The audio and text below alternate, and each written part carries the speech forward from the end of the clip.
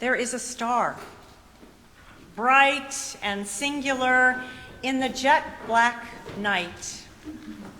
Its unprecedented appearance over a world of woe, rulers serving their own wealth and power add to the burdens of the already challenging lives of common folk.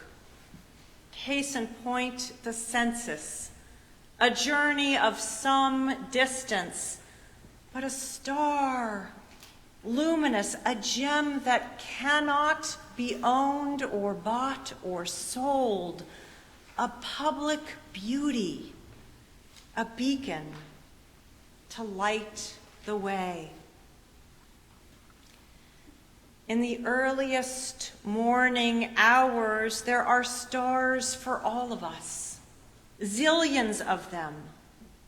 Now, I'm no fan of a power outage, but this morning at 4:30, when the dogs wanted to go out, the clouds had cleared, nobody's lights were on, and there were stars. Every house settled into a robe of darkness. Oh, how small we are, how incomprehensibly vast the universe. What is a human creature that you are mindful of them?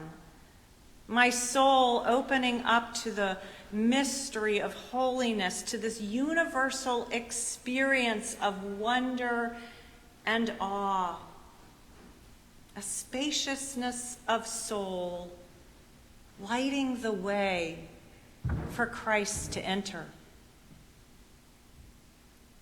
In our story, there is an innkeeper who sees the needs of a traveling pair and, having no rooms left in his inn, decides to make room, to open the door of his barn, to spread fresh hay, that at least these two might sleep reclining in a place that was warm and safe. The nourishment of human kindness so often needed.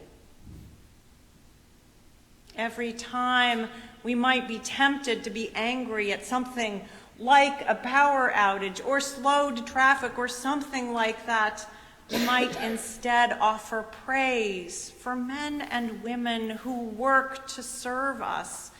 Many of them we don't even see. Many of them in fields far away or with cold hands, tending our roads or power or who knows. Now, we may think ourselves independent, but there are so many needs, material, social, medical, that demonstrate our dependence on others, strangers and friends alike. We are made for them and they are made for us. Gifts of God one to another, duty and kindness, a connection of spirits lighting the way for Christ to enter.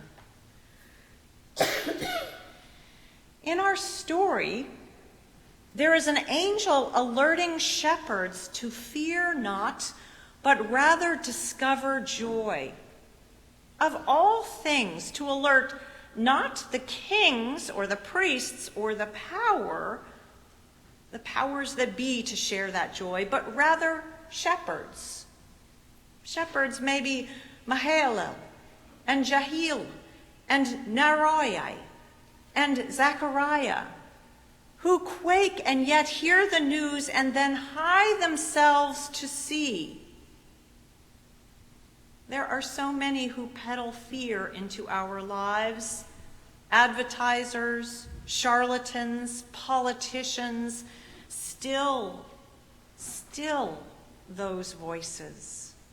Because suspended in the ether for those simple enough to listen is the angel voice of joy, telling us that common life is ours and is so packed, so amazingly packed full full of joy. Tonight or tomorrow, around some table, the main dish lovingly made by someone, a candle flickering, the way siblings jostle with each other no matter their age, the history of hurts and betrayals among family and friends, but still the quiet look, a marriage of true minds, the soft glance. I'm still here across the table. I still love you. Even amid the disappointments, the hope for tenderness, the longings for homing, the brutal losses of ones so dear to us that the missing of them is physically painful. Even so, there is joy. This is life. This messy life, from the banal to the sublime, is packed full of it all. And yet, always an angel breath cheering us on. Fear not, fear not. Joy dwells, a holy promise, a sinew tying us to God's own breast, God's own night song, our ears attuned to the angel heralding joy, lighting the way for Christ. In our story, there is Mary and Joseph, her body working spasms of pain, quick breaths of cry, animals surrounding her who know this work too, the common work of the labor of new life, the kindness of the innkeeper to send a midwife. She talks Mary through the breathing, the pushing, and receives the child, clearing the airway, turning it over with a quick rap on the back. The first wail, so quiet in sound waves, and yet so loud for all the ages to hear.